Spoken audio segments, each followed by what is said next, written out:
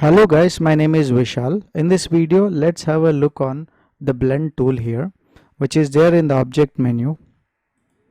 Okay, so I just wanted to explore this all options here.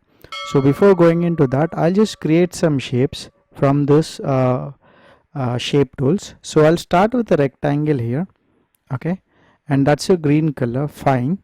Then I'll go for a polygon, and I'm going to pick a yellow color there, and then I'll just pick a star which is going to be a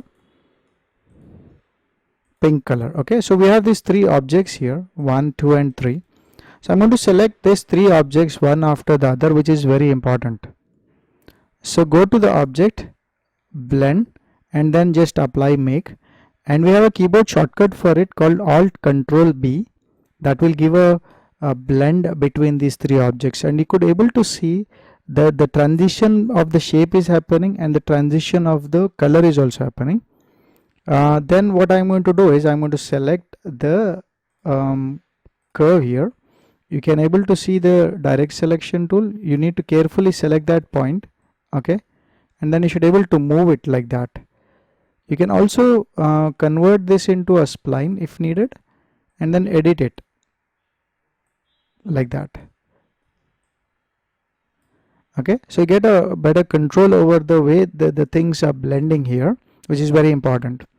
Okay, you can also edit the shapes once you have blended. So again, you need to select the required tool there, and if you can modify it like that, then you get the control over the blend again in the shape wise also. So you have this blend between three different objects.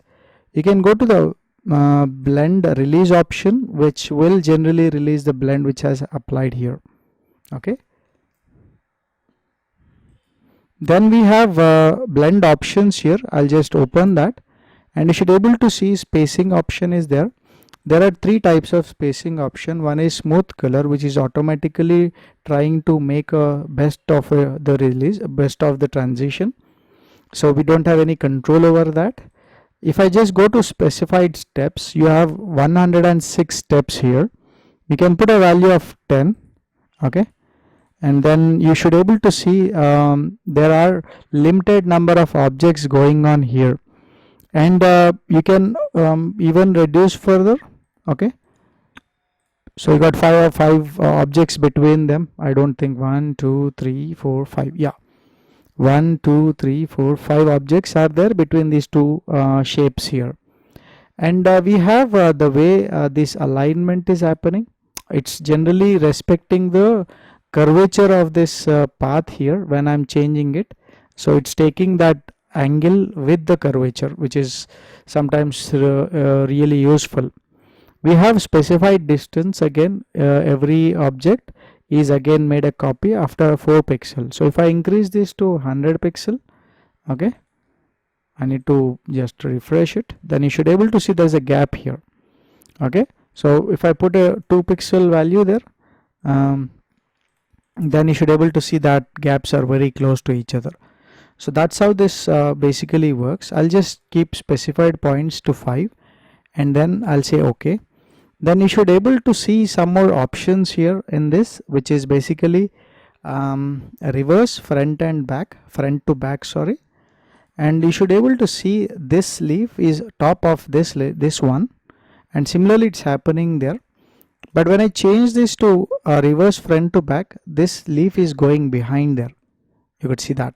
So that's the way this tool works. Okay, and reverse spline, let's see how it will happen.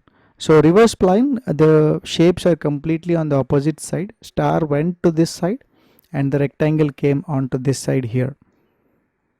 We have a replace spline. Let's see what that will do. For that, I need to, as you could see, these three shapes are placed on a spline there.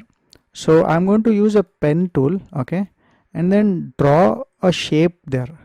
Okay, like that.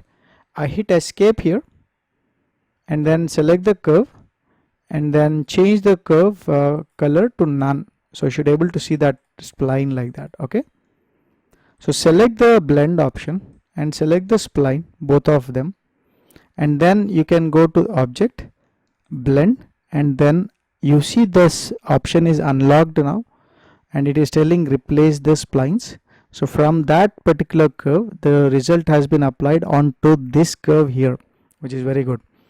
Okay, and we have this option called expand, which will convert this all objects into specific paths. You could see when I'm selecting this one, a rectangle path is visible, the polygon path is visible, the star path is visible. But when I apply this to expand, then all are now paths which you can select them and edit them for your benefit. Okay, let's try to use the blend option on text tool and see how it will work. So I've got a simple background here. Okay, I just created with the rectangle tool. I'll select the text tool and then try. So I'm just typing this text here. Okay, and I'm going to change the color of this text to a gray color basically, and then I make a copy of it and then change that color to a darker gray. Okay, and also I'll make a copy of this and just keep it aside and make sure that it's a little bit light than what it is. Now I can just place it like that once I created everything here.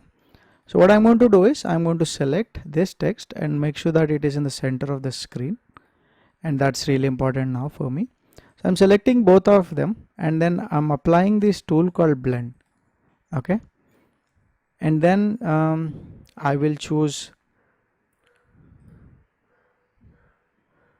blend options and then select this to specified distance. Okay, the problem is basically the darker gray is coming on the top and this is going behind. It's perfectly okay. I can fix it by just choosing this tool called reverse front to back, and then you can see there's text here.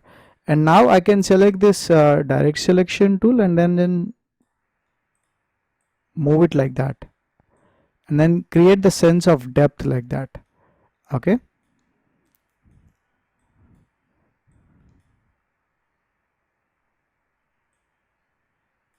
okay, once that is done, I can select this text here and then put it to the alignment.